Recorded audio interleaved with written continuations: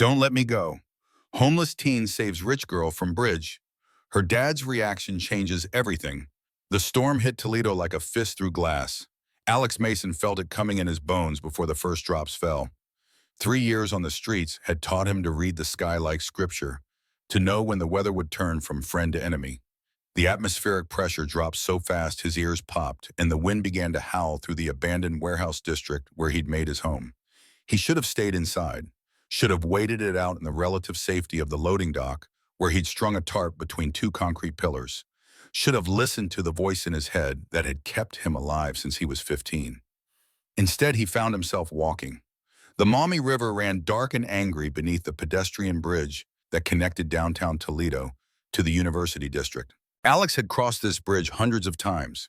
It was part of Hibbobow between the warehouse and the soup kitchen on campus.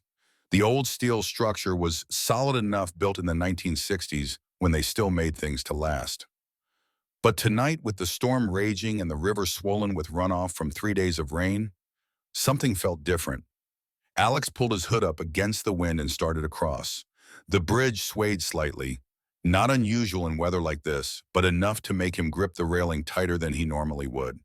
His sneakers held together with duct tape, and prayers squeaked against the wet metal grating.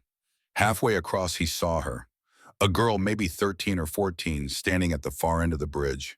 She wore what looked like an expensive private school uniform. Navy blazer, pleated skirt, knee socks that probably cost more than Alex spent on food in a month. Her dark hair whipped around her face in the wind, and she was gripping the railing with both hands. She was crying. Alex slowed his pace, uncertain. He'd learned to avoid situations that might draw attention, especially involving kids from families who could afford lawyers. But something about her posture, the way she stood facing the churning water below, made his chest tighten with recognition. He'd seen that stance before, in mirrors, in windows, in the reflection of storefronts, when the weight of being invisible became too much to carry. Thunder crashed overhead, and in the brief flash of lightning that followed, Alex saw her lift one foot off the bridge deck. "Hey!" The word tore from his throat before he could stop it. "Hey, don't!" She turned towards him, and in that moment several things happened at once. The lightning revealed her face, tear-streaked, young, empty, in a way that made Alex's stomach drop. The thunder that followed was so loud it seemed to shake the bridge foundations. And somewhere in the distance, he heard the groan of metal under stress. "Stay back!" she shouted over the storm. Her voice was small but determined. "I don't want anyone to try to stop me." Alex took a careful step closer, his hands raised where she could see them. "I'm not trying to stop you," he called back. "I just want to talk." "There's nothing to talk about." She was sobbing now, the words barely audible over the wind. "You don't understand. No one understands." Another step. "Try me." She laughed, but there was no humor in it. "You're just some homeless kid. What could you possibly know about—" The bridge groaned again, louder this time. Alex felt the deck shift beneath his feet. Just a few inches, but enough to send a jolt of adrenaline through his system. His eyes found the support cables, tracing them up to where they connected to the main span. What he saw there made his blood turn cold.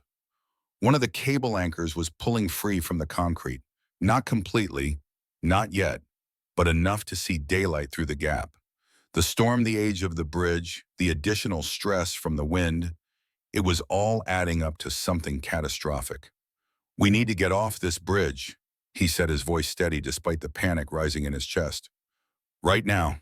She heard the change in his tone. "What? The cables are failing. This whole thing is about to come down." He took another step toward her, moving slowly so he wouldn't spook her. "Whatever's wrong, whatever's hurting you, we can figure it out. But first we need to get to solid ground." She looked up at the cables, then back at him. For a moment, Alex thought she might listen. Then her face crumpled again. "It doesn't matter," she whispered. "Maybe it's better this way." The cable anchor groaned. Concrete dust drifted down like snow. Alex had maybe 30 seconds to make a choice. He could run, should run. The smart move, the survival move, was to get himself to safety and let whatever happened happen. He'd spent 3 years learning that other people's problems weren't his responsibility, that trying to help usually just made things worse for everyone involved. But looking at this girl, seeing the hopelessness in her eyes, he couldn't do it. couldn't leave her to face whatever was coming alone. So instead of running towards safety, Alex ran toward her. She saw him coming and stepped backward toward the edge. Don't I said don't? I'm not trying to stop you, Alex shouted, still moving. But if you're going to, it's going to be because you chose to, not because some bridge decided for you. The distinction seemed to surprise her.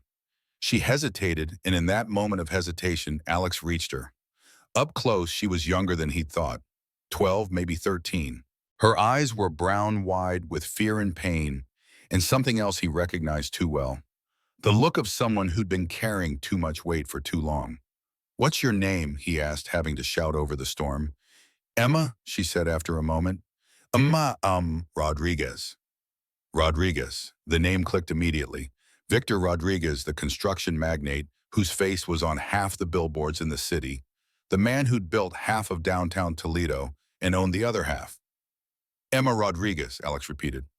"Okay, I'm Alex. Alex Mason." She nodded, still gripping the railing. "Are you really homeless?" 3 years now." "Why?" The question caught him off guard. Most people didn't ask. Most people either ignored him completely or treated him like a cautionary tale they didn't want to hear. "Foster system," he said simply. "Aged out at 15. Decided I'd rather be homeless than hopeless." Something shifted in her expression. "The system failed you. The system failed everyone like me. It's what systems do." Another groan from the cables, louder this time. "Emma," Alex said, his voice gentle but urgent. "We really need to move. Can you walk?" She looked down at the water, then back at him. "I came here to die," she said quietly. "I know. I don't know how to live anymore." "I know that too." She studied his face in the intermittent lightning. "You really do, don't you?" "Yeah, I really do." The bridge shuddered. Alex felt the deck list slightly to one side. "Will you come with me?" he asked, extending his hand. "Not to stop you from anything, just so you don't have to face whatever happens next alone." Emma stared at his outstretched hand for a long moment. Then slowly she reached out and took it. Her fingers were cold small in his. He squeezed gently, then started pulling her toward the downtown side of the bridge, the direction he'd come from. They made it maybe 20 feet before the world came apart. The cable anchor gave way with a sound like a gunshot.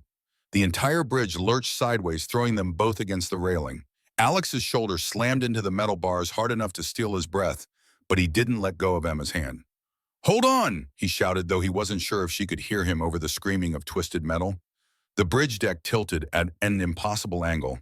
Alex felt his feet enslimed on the wet grating, felt gravity trying to claim them both. He grabbed for the railing with his free hand, his fingers slipping on the rain-slicked metal. Emma was screaming now. Not words, just pure terror. Her hand was slipping in his. The bridge tilted further. Alex looked down and saw the Maumee River rushing toward them, black and violent in the storm. If they hit the water from this height in this weather, with the current running like it was, they wouldn't surface again. Emma's grip was failing. Her eyes found his wide with panic. "Don't let me go," she screamed. "Please don't let me go." The irony wasn't lost on him. 5 minutes ago, she'd been ready to jump. Now facing the reality of falling, she was fighting to hold on. Alex tightened his grip on both her hand and the railing, even as he felt his own strength starting to fail. The angle was wrong, the leverage impossible. Physics was against them. But he'd made a promise. "I've got you, Hadamin," he shouted back. "I'm not letting go." The bridge gave another sickening lurch. More cables snapped. The sound was like the world ending. Alex felt the railing start to bend under their combined weight. In seconds, it would give way completely, taking them both down with it. Unless there was a drainage pipe running along the underside of the bridge deck. Old cast iron built to last. If he could swing them over to it, they might be able to climb along it to safety. The pipe looked solid enough to hold their weight, at least long enough to get them to the support tower. It was insane. It was probably impossible. It was their only chance. "Emma," Alex yelled, "I need you to trust me."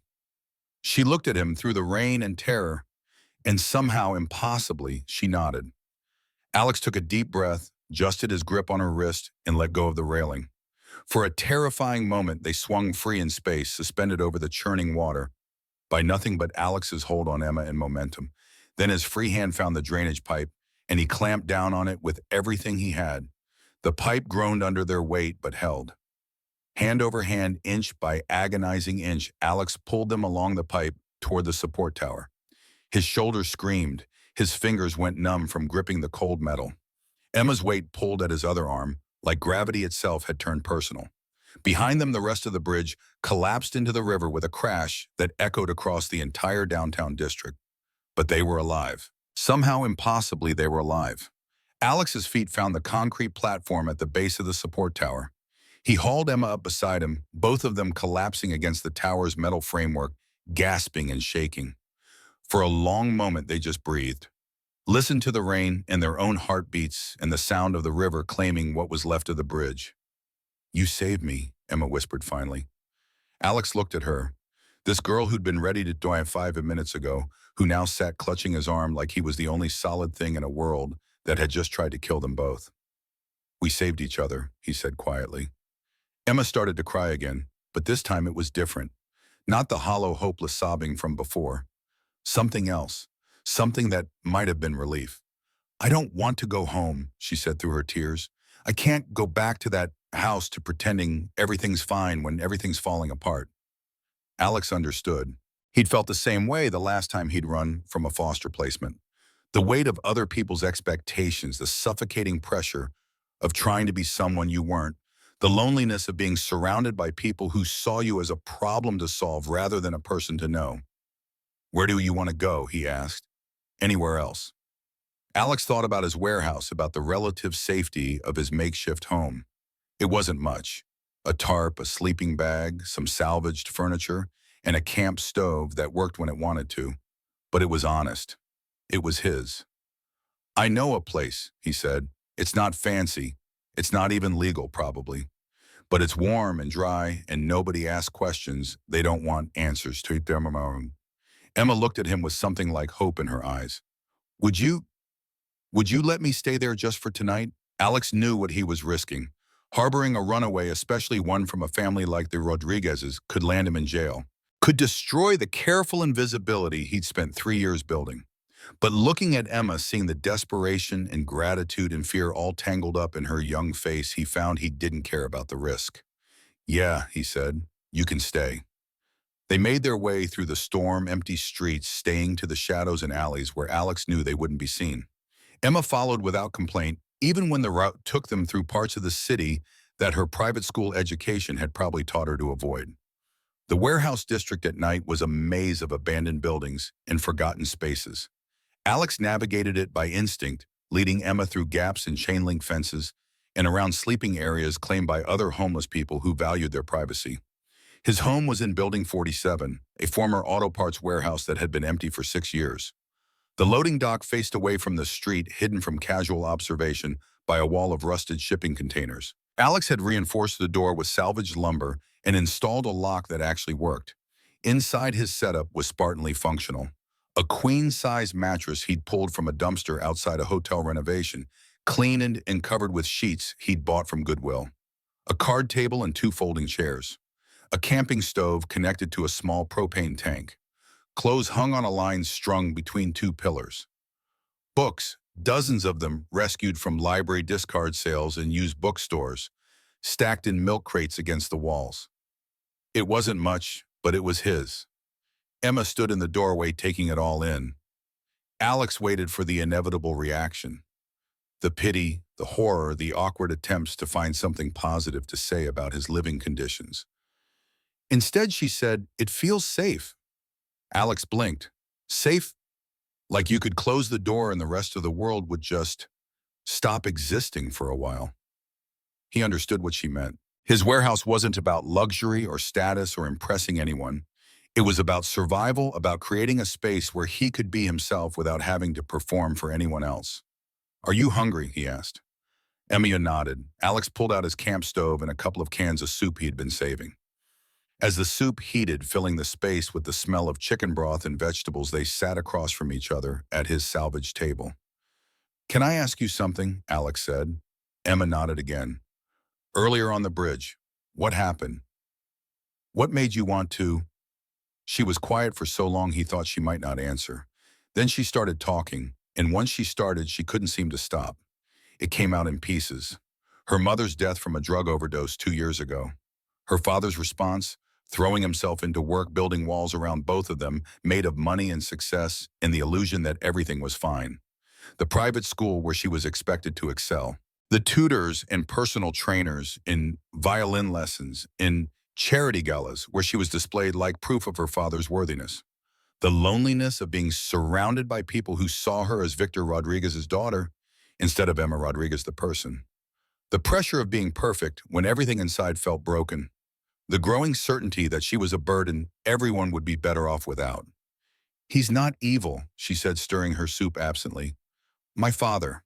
He doesn't know how to grieve. So he buries it under success and schedules and making sure I have everything I could possibly need except the one thing I actually want, which is for him to see me, really see me. Not the daughter he's trying to build, but the person I actually am." Alex understood that too. The difference between being looked at and being seen, between being managed and being known. "The bridge," Emma continued quietly. "I didn't plan it.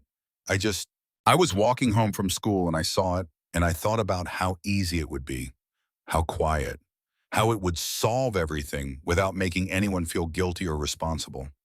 But it wouldn't," Alex said gently. "Solve everything, I mean. It would just transfer the pain to everyone who cared about you. Nobody would miss me. Your father would." Emma shook her head. "He'd miss the idea of me, the project of me, but not me." Alex set down his spoon and leaned forward. "Emma, look at me." She met his eyes reluctantly. "I've been invisible for 3 years," he said. "I know what it feels like to believe that nobody would notice if you disappeared. But I noticed you tonight. I saw you and I thought you were worth saving. That has to count for something." Tears started flowing again, but Emma didn't try to hide them this time. "Why did you do it?" she asked. "Risk your life for someone you'd never met?" Alex thought about it. The honest answer was complicated, tangled up in his own history and the recognition he'd felt seeing her on that bridge. "Because I know what it's like," he said finally, "being so tired of carrying pain that death starts to look like rest. And I know that sometimes the only thing that keeps you going is knowing that someone else understands. And you understand, Ed. Yeah, I understand." Outside, the storm was finally starting to break. The rain gentled from a pounding assault to a steady patter against the warehouse walls. Emma curled up in one of Alex's folding chairs, wrapped in a blanket he'd given her, looking smaller and younger than her 13 years. "What happens now?" she asked. It was a good question. By morning, the bridge collapse would be all over the news. Emma's disappearance would trigger a massive search effort. Her father would mobilize every resource at his disposal to find her. Alex could turn her in. Call the police, return her to her family, go back to his careful anonymity. It was the smart play, the safe play. Or he could try something else. Now, he said, "We figure out how to keep you alive, how to help you find reasons to want to be alive, and how to make your father see you for who you really are instead of who he thinks you should be." Emma looked at him with something that might have been the beginning of hope. "You think that's possible?" Alex smiled, the first real smile he'd felt in months. "I think," he said, "that tonight we survived something that should have killed us both. If we can do that, we can probably figure out the rest." Outside, thunder rolled across the city one last time, gentler now, like the sky was clearing its throat. Emma fell asleep in the chair, still wrapped in Alex's blanket, her breathing deep and even for the first time in months. Alex sat watching her sleep, thinking about bridges and falling and the strange mathematics of salvation. How sometimes saving someone else was the only way to save yourself.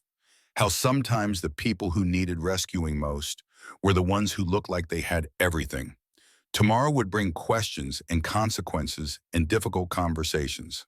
Victor Rodriguez would be looking for his daughter, and when he found her, Alex's quiet life would be over. But tonight, in the warm glow of the camping lantern, surrounded by the steady patter of rain on corrugated steel, Alex felt something he hadn't experienced in 3 years. He felt like he might actually be home. Alex woke to the sound of helicopters. The mechanical thrum, thrum, thrum pulled him from restless dreams of falling bridges and black water. He sat up on the warehouse floor where he'd spent the night, leaving the mattress for Emma, and immediately knew their time was up. Through the grimy windows, he could see news choppers circling the downtown area like mechanical vultures. In the distance, sirens wailed in patterns he'd learned to recognize over 3 years of street life. Not emergencies, but searches. Emma was still asleep in the chair, curled under his blanket, with her dark hair falling across her face. She looked peaceful for the first time since he'd met her, and Alex hated that he was going to have to wake her into a world that had already started hunting for her. The bridge collapse was the lead story on every local channel.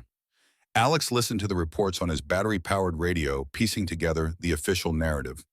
Structural failure caused by the storm. No bodies recovered yet, but debris in the water suggesting possible casualties. The mayor calling for a full investigation. The governor promising federal assistance for infrastructure repairs. What they weren't saying was that Victor Rodriguez's daughter was missing. Yet, Alex knew it was only a matter of time. Men like Victor Rodriguez had resources beyond imagination. Private investigators, political connections, the kind of pull that could mobilize entire city departments with a single phone call. Emma stirred as the helicopter noise grew louder. She opened her eyes slowly, taking a moment to remember where she was. When the memory settled, her expression shifted from confusion to something that might have been relief. "You stayed," she said softly. "I said I would." She sat up, pushing hair from her face. "The helicopters. They're looking for survivors from the bridge. Looking for you." Emma's face went pale. "How long do we have?" "Not long. Your father's going to put things together soon if he hasn't already." Missing daughter, collapsed bridge debris in the water. Alex turned off the radio. He's going to assume the worst. "Maybe that's better," Emma said quietly. "Maybe if he thinks I'm dead." "No." Alex's voice was sharper than he intended. "That's not better. That's not fair to him, and it's not fair to you." Emma pulled the blanket tighter around her shoulders. "You don't understand what it's like being his daughter. The expectations, the pressure. He has my whole life planned out. Which schools, which activities, which friends I should have. I'm not a person to him. I'm a project." Alex had been thinking about this all night, turning the problem over in his mind like a puzzle with missing pieces. He understood Emma's desperation, recognized it from his own experience, with systems that treated people like inventory.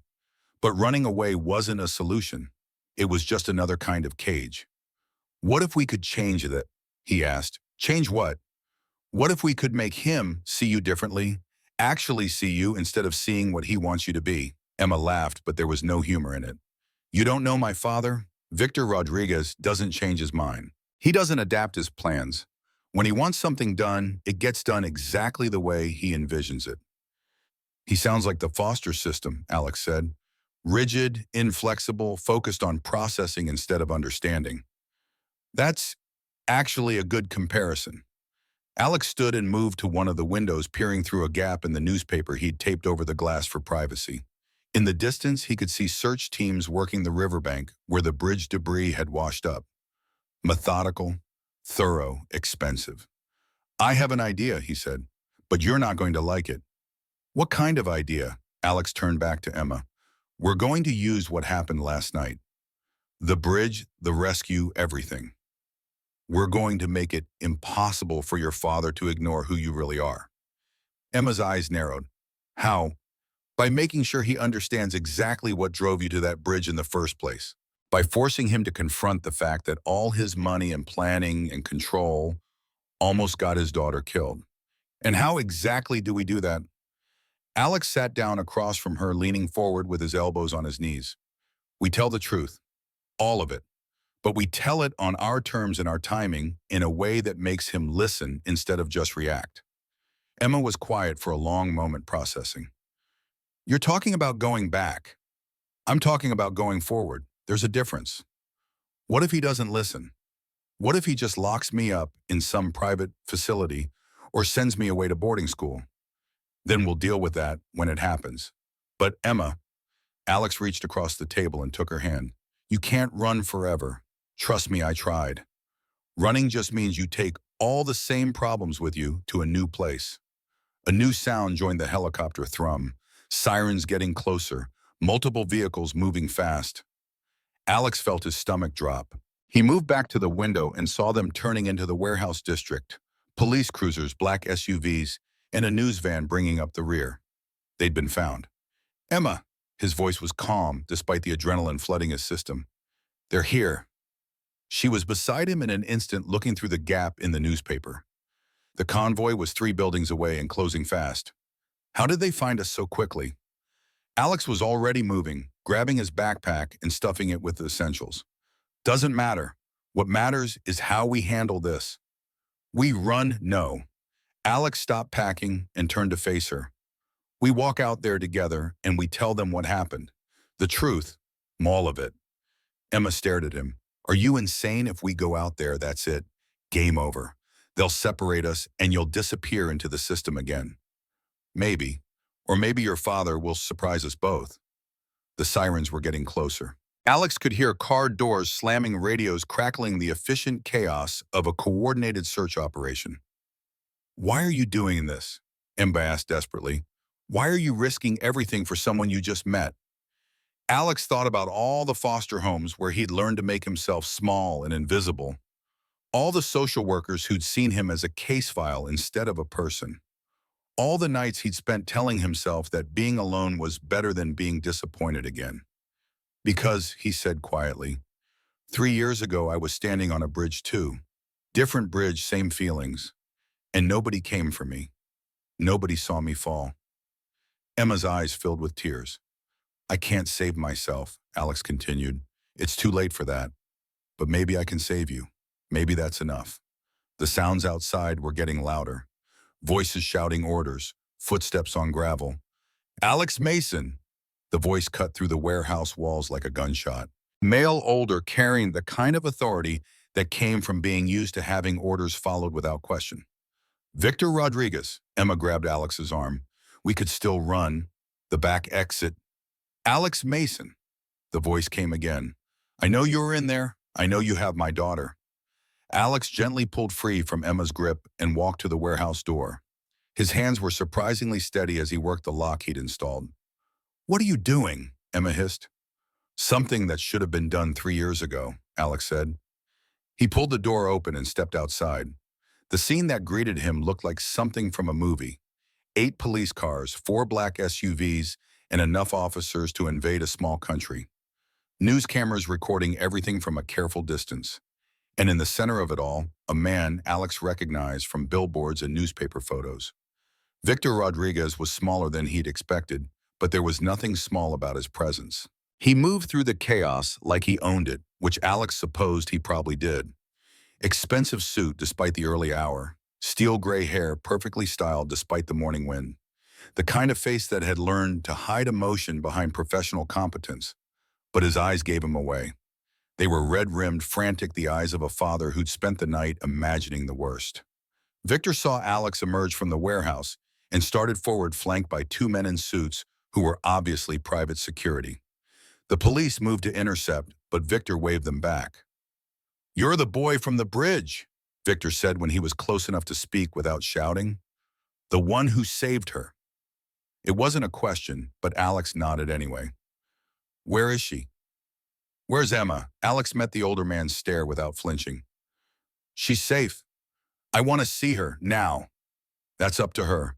Victor's eyes flashed with something dangerous. Son, you have no idea what kind of trouble you're in right now. Kidnapping, harboring a runaway, interfering with a police investigation. I didn't kidnap anyone, Alex said quietly. I saved someone who didn't want to be saved from drowning, and then I gave her a safe place to spend the night when she asked for one. You had no right. I had every right. The words came out louder than Alex had intended, fueled by 3 years of frustration with systems and people who confuse control with caring. She was going to jump Mr. Rodriguez. Your daughter was standing on that bridge in the middle of a storm ready to die, and you want to talk to me about rights. The words hit Victor like a physical blow. He took a step back, and for a moment his carefully controlled expression cracked open. That's not... She wouldn't. Ask her. Victor looked toward the warehouse, and Alex could see him putting pieces together. The timeline, the location, the fact that Emma had been on the bridge in the first place instead of safe at home. She ran away, Victor said slowly. She ran towards something, Alex corrected. There's a difference. Before Victor could respond, Emma appeared in the warehouse doorway. The effect on the assembled crowd was immediate. Cameras swung toward her, officers relaxed slightly, and Victor Rodriguez made a sound that was half relief, half anguish. Emma. She walked toward them slowly, still wrapped in Alex's blanket. The contrast between her expensive school uniform and her homeless friend's makeshift home wasn't lost on anyone present, especially the news cameras. Hi, Dad. Victor started forward, then stopped himself. Are you hurt? Did he hurt you? Alex saved my life. From the bridge collapse, yes, I know. But after that, no, Dad. Emma's voice was patient but firm. He saved my life from me. Victor stared at her, processing. Alex could see the moment when understanding hit, and it was like watching a building collapse in slow motion. You were going to jump, yes. But why, Emma, sweetheart? Why would you? Victor's voice cracked. You have everything, every advantage, every opportunity. I have everything except the one thing I needed most, which is... Emma looked at her father with eyes that were older than her 13 years. I needed my dad to see me, really see me. Not the project you're trying to build, not the daughter you think you should have, but me. The silence that followed was broken only by the sound of helicopter rotors and distant traffic. Alex could feel the weight of a dozen cameras recording every word, but for the moment it felt like there were only 3 people in the world. I see you, oh, Victor said finally, his voice barely above a whisper. Do you? Emma stepped closer. What's my favorite color? Victor blinked. It's blue. It's green. Forest green. What's my best subject in school? Mathematics. You're excellent at mathematics. I hate math. I'm good at it because you hired tutors, but I hate it. My best subject is English. I write poetry in my journal every night before bed. Each answer hit Victor like a physical blow. Alex watched the man's composure slowly disintegrate as he realized how little he actually knew about his own daughter. What's my biggest fear? Emma continued relentlessly. Victor was quiet for a long moment. I don't know. My biggest fear, Emma said quietly, is that you'll die the way Mom did. Alone and empty and convinced that nothing you did mattered. My biggest fear is that you're so busy trying to give me the perfect life that you'll forget to live your own.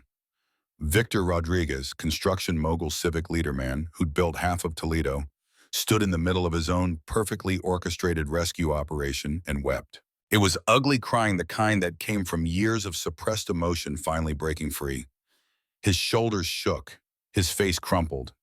The careful facade of control that had carried him through his wife's death and the responsibilities of single parenthood shattered completely. Emma closed the distance between them and wrapped her arms around her father's waist. Victor held her like she might disappear if he let go. I'm sorry, he sobbed into her hair. I'm so sorry, baby.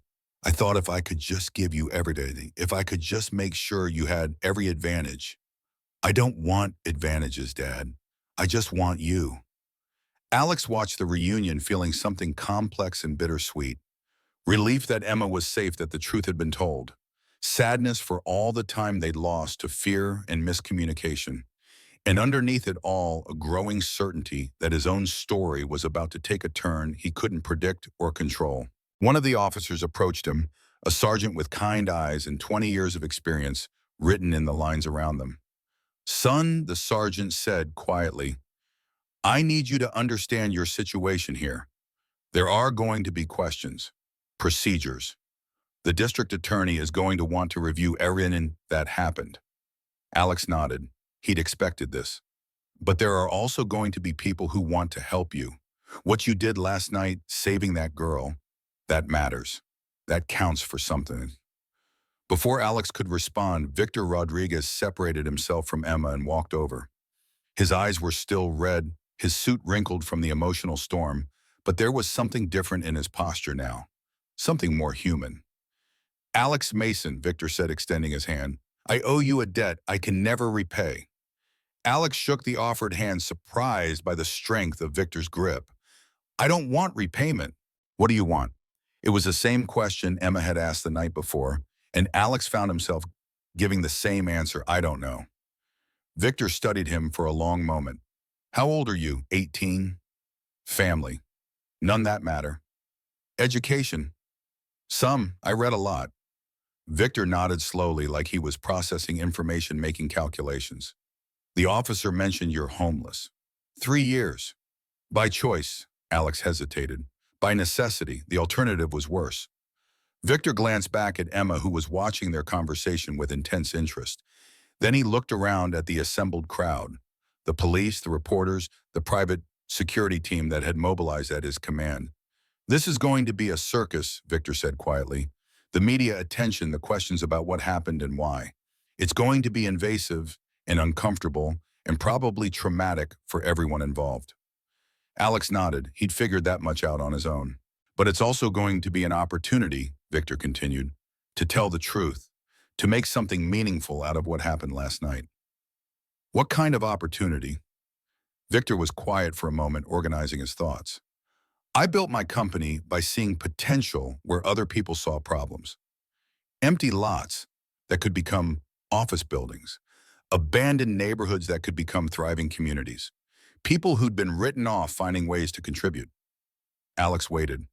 I look at you, Victor said, and I see someone who risked his life for a stranger, someone who gave comfort to a scared, desperate girl when she needed it most, someone who spoke truth to power even when it would have been easier to stay quiet. Okay.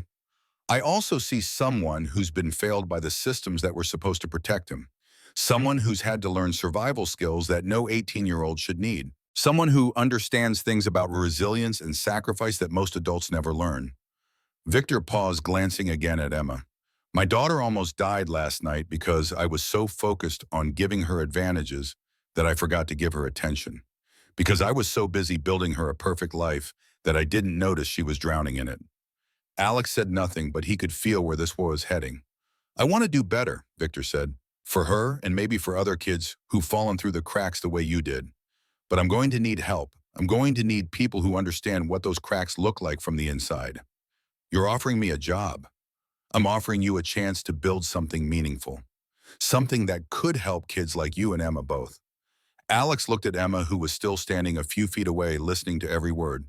She caught his eye and smiled, the first real smile he'd seen from her. What would that look like? Alex asked. I don't know yet, Victor admitted, but I know it would start with you having a safe place to live and a real opportunity to finish your education. I know it would involve learning about construction and development and how to turn empty spaces into places where people can thrive. Victor's voice grew stronger as he spoke, the businessman in him taking over as the idea crystallized. I know it would mean working with social services and schools and city government to find better ways to help kids who age out of foster care, better ways to bridge the gap between having nothing and having a chance. Alex felt something strange happening in his chest, something that felt like hope but sharper, more dangerous. Why would you do that? He asked. You don't know me. You don't owe me anything beyond a thank you. Victor's eyes moved to Emma again, then back to Alex.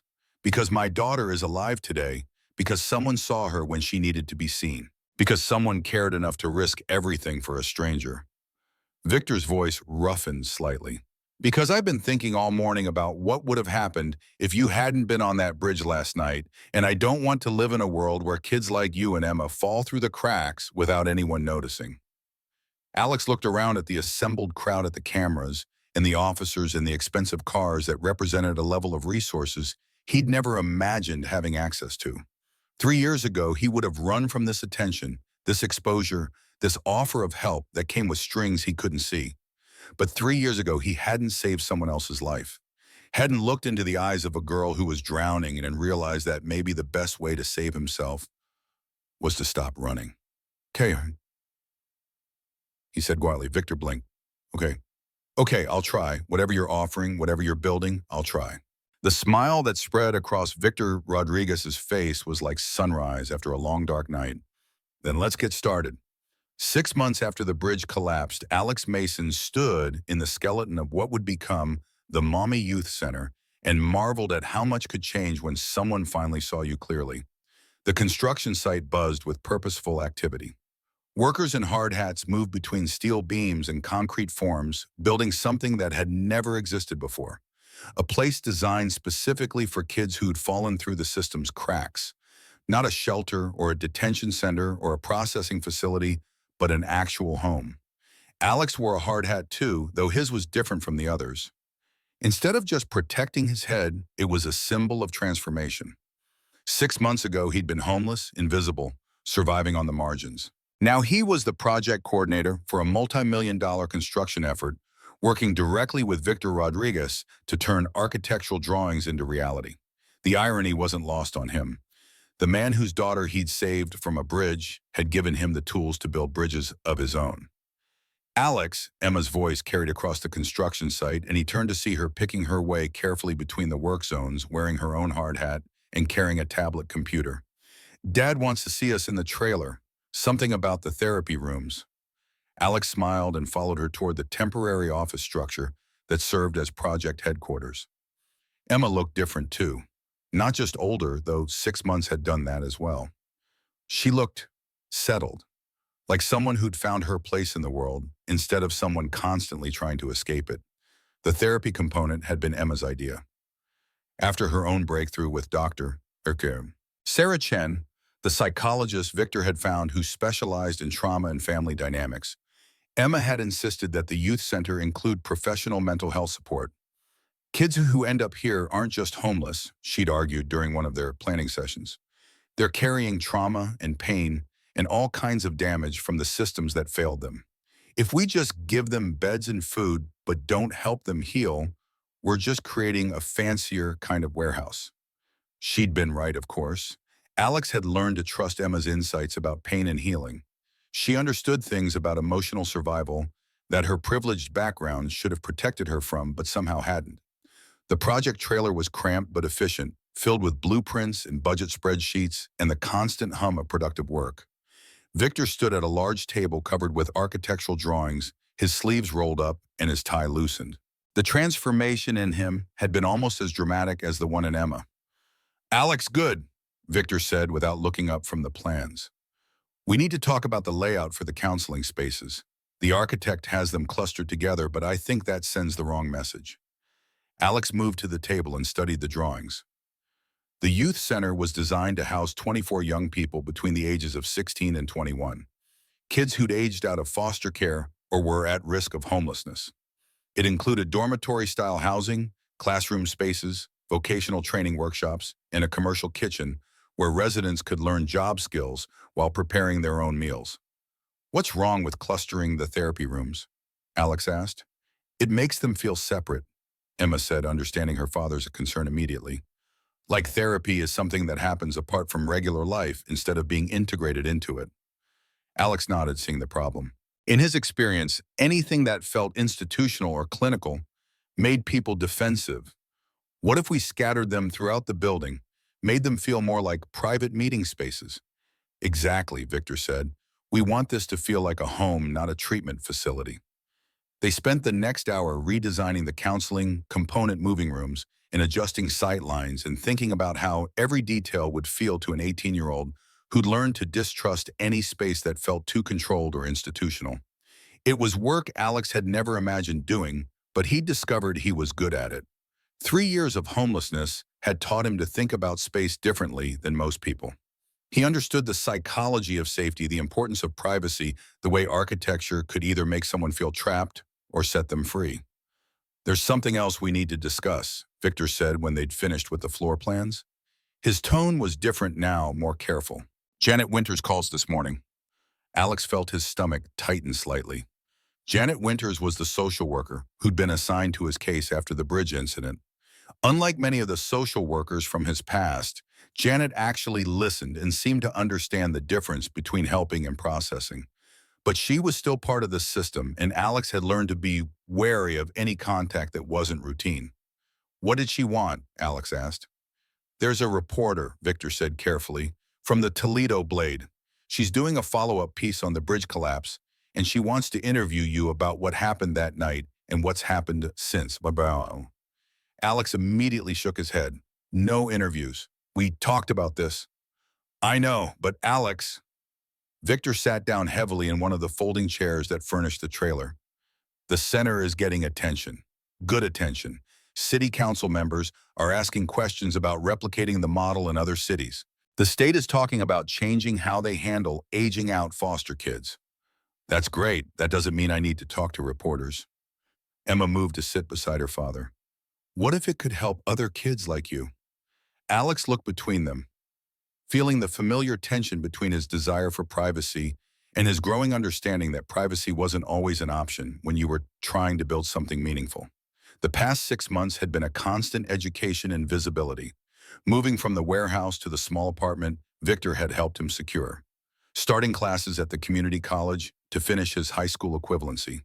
Working on the youth center project alongside architects and contractors and city planners who saw him as a legitimate partner rather than a problem to solve.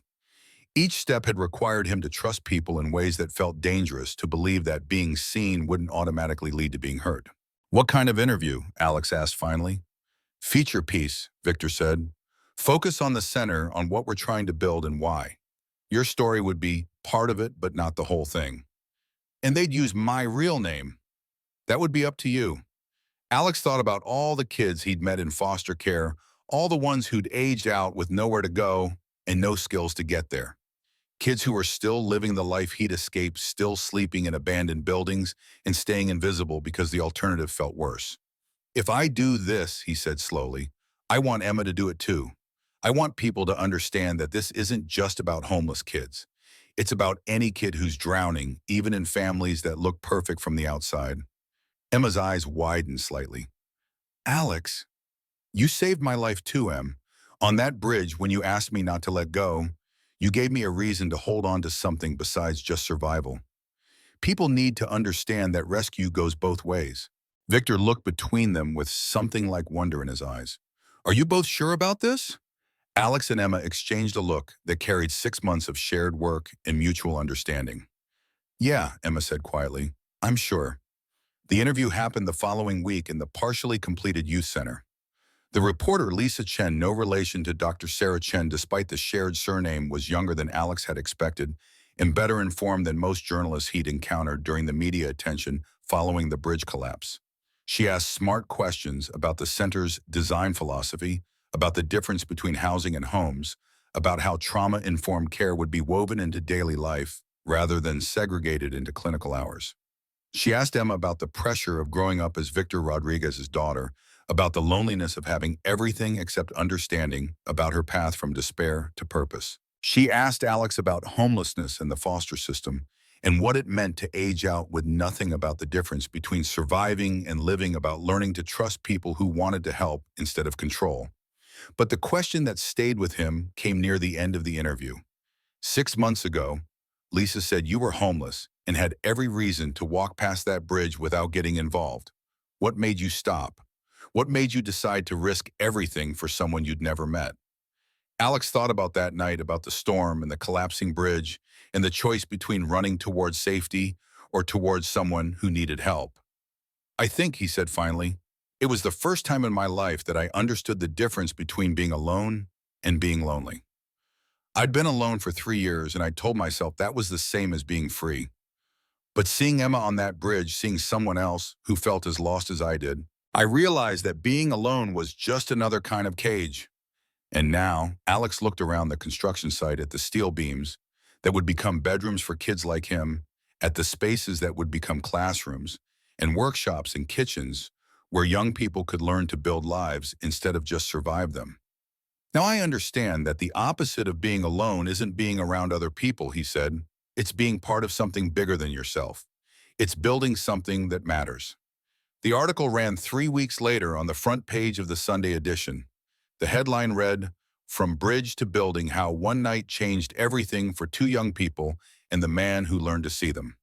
Alex read it at his kitchen table in the small apartment he had learned to call home, drinking coffee and watching the sun rise over a city that no longer felt like a place to hide from, but a place to build toward. His phone rang at 7:30 a.m., Victor's name on the caller ID. Did you see it? Victor asked without preamble. I saw it. And Alex thought about how to answer. The article was fair, accurate, respectful of the complexity of what they were trying to build. It would bring attention, which meant scrutiny, which made Alex's survival instincts nervous. but it would also bring understanding and maybe resources and possibly other people who wanted to be part of building something meaningful. It's good, Alex said. It's honest. The phone's been ringing since 6 a.m., Victor said. City officials, other developers, social service agencies from 3 different states. Everyone wants to know how to replicate what we're doing. Alex felt something that might have been pride, though he wasn't entirely comfortable with the emotion yet. That's good too, he said. There's something else, something I wanted to talk to you about before you hear it from someone else. Alex waited. The state's creating a new position, Victor said. Youth Transition Coordinator, someone to work with aging out foster kids to help develop programs like our center in other communities. They want someone who understands the system from the inside. Alex understood immediately. They offered it to you. No, they offered it to you. The words hung in the air between them, carrying implications that Alex wasn't sure he was ready to process. I don't have the qualifications, Alex said finally. I don't have a degree. I don't have. You have 3 years of surviving what they're trying to help other kids survive. You have 6 months of helping design and build something that works. You have the trust of kids who don't trust anyone and the respect of adults who usually don't listen to 18-year-olds. Alex was quiet. You don't have to decide now, Victor continued. The position wouldn't start for another 6 months after the center opens and we work out the kinks. But Alex, this could be something. This could be your chance to make sure what happened to you doesn't happen to other kids. After hanging up, Alex sat in his kitchen for a long time thinking about bridges and falling and the strange arithmetic of salvation. A year ago, he'd been sleeping in warehouses and telling himself that being invisible was the same as being safe. 6 months ago, he'd saved someone else's life and discovered that maybe the best way to save himself was to stop hiding. Now he was being offered the chance to turn his experience into expertise, his survival skills into tools for helping other people build better lives. It was terrifying. It was impossible. It was exactly what he wanted to do. His phone buzzed with a text from Emma. Dad told me about the job offer. You have to say yes. The world needs more people who understand how to see kids like us. Alex smiled and typed back, I'm thinking about it. Emma's response came immediately. Don't think, jump. I'll catch you.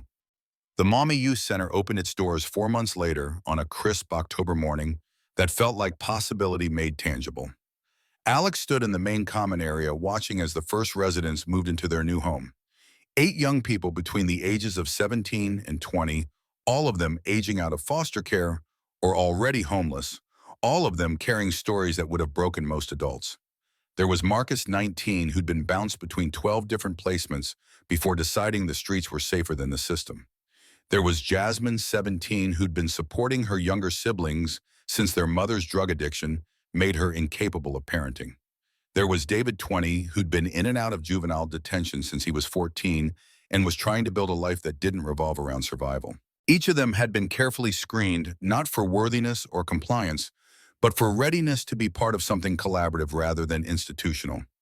Each of them had been involved in planning their own transition into the center, setting goals and timelines that made sense for their individual circumstances. And each of them had been told repeatedly and clearly that this was their home for as long as they needed it to be, not a program they could fail out of or a placement they could age out of.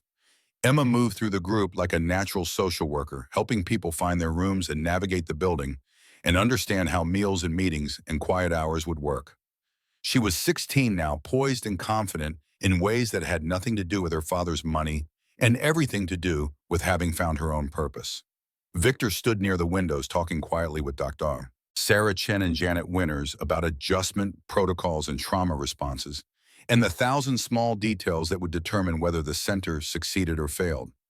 But what struck Alex most was how normal it all felt. Not institutional or clinical or managed, just normal. Like people moving into their own space, taking ownership of their environment, beginning the slow work of building lives that made sense to them. Nervous, Alex turned to find Janet Winters beside him, watching the same scene with professional satisfaction. Terrified, Alex admitted. What if we got it wrong? What if this doesn't work the way we think it will? Janet smiled. Then you'll figure out what does work and adjust accordingly. That's what good programs do. They evolve based on what the people they serve actually need instead of what the people running them think they need. Alex nodded, but the anxiety remained. So much could go wrong. Funding could dry up. Political support could shift. The residents could struggle with the transition from survival mode to stability mode. He could fail at the state job he'd finally agreed to take. Alex, Janet's voice was gentle but firm. Look around. Really look. Alex did as she suggested, taking in the scene from a different angle. Marcus was helping Jasmine set up her room, both of them laughing at something one of the other residents had said. David was in the kitchen with Emma talking about the meal planning rotation and what kinds of food they should keep stocked. Two of the newer residents were exploring the workshop spaces, running their hands over tools and equipment they'd be learning to use. What Alex saw wasn't perfection. It wasn't a miracle cure or a fairy tale ending. What he saw was something much more valuable: people who'd been invisible starting to become visible to themselves and each other. You did this, Janet said quietly. Not the building, not the funding, not even the program design. You created the possibility that kids like you don't have to disappear. That's not nothing, Alex. That's everything. That evening, after the residents had settled into their first night at the center, Alex and Emma sat on the roof of the building, looking out over the city lights that stretched toward the horizon. Do you ever think about that night, Emma asked? The bridge, every day. Do you regret it stopping for me instead of just walking past? Alex thought about the question seriously. His life had become immeasurably more complicated since that night. More visible, more connected, more responsible for other people's well-being. In many ways, it would have been simpler to have just kept walking. No, he said, finally, I don't regret it. Even though everything changed. Because everything changed. Alex leaned back against the roof's safety wall. I spent 3 years telling myself that being alone was freedom. But it wasn't freedom, Emma. It was just another kind of prison. Emma nodded, understanding. I was in prison too. Different bars, same cage. And now, Emma looked down at the center, where lights glowed in windows, where people were settling into their first safe night in months or years. Now, I think prison is voluntary, she said. We can choose to stay locked up in our own fear and pain, or we can choose to build something better. Together.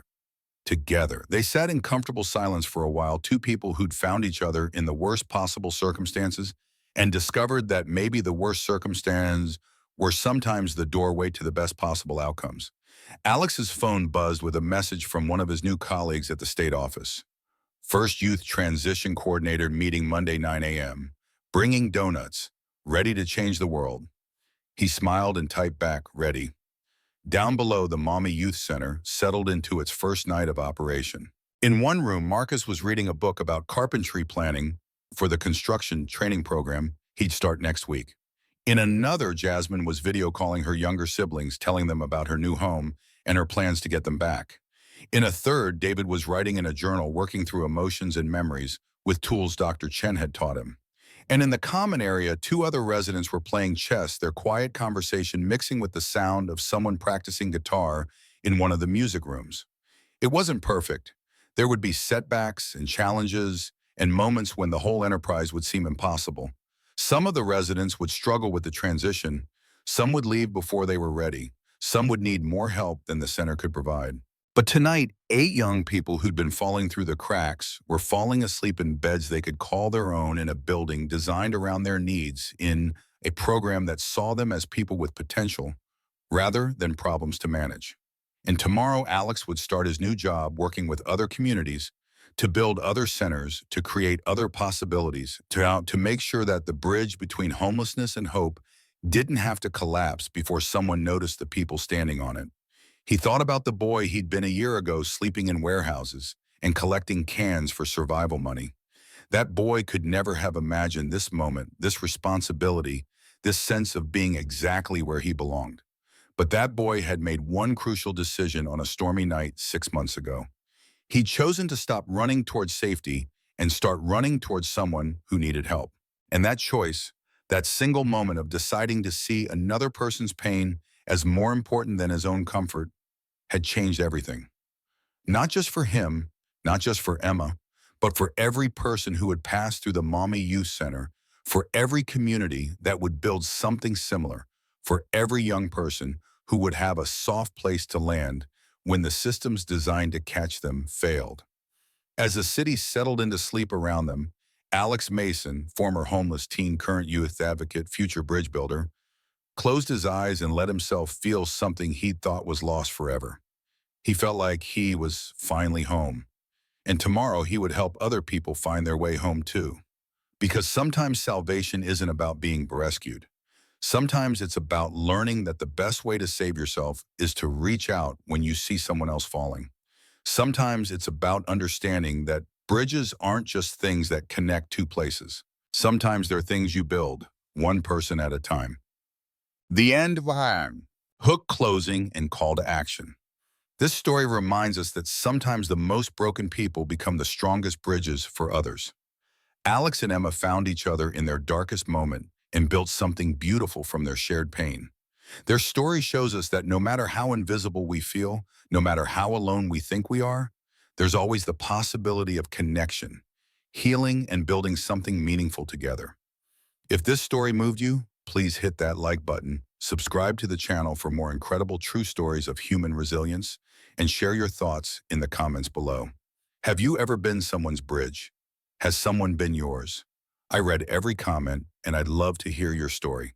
Thank you for joining me today, and remember, you never know when your choice to stop and see someone might change both of your lives forever. Thank you for staying with Alex and Emma's journey until the very end. Stories like theirs happen every day. Young people falling through cracks, finding each other, and building bridges toward hope. If you know someone who needs to hear this message, please share this video. If you've been moved by their story, consider supporting organizations in your community that help homeless youth or kids aging out of foster care. Every small act of seeing and caring matters. Until next time, keep building bridges. Keep seeing people. Keep believing in second chances. They're always worth it.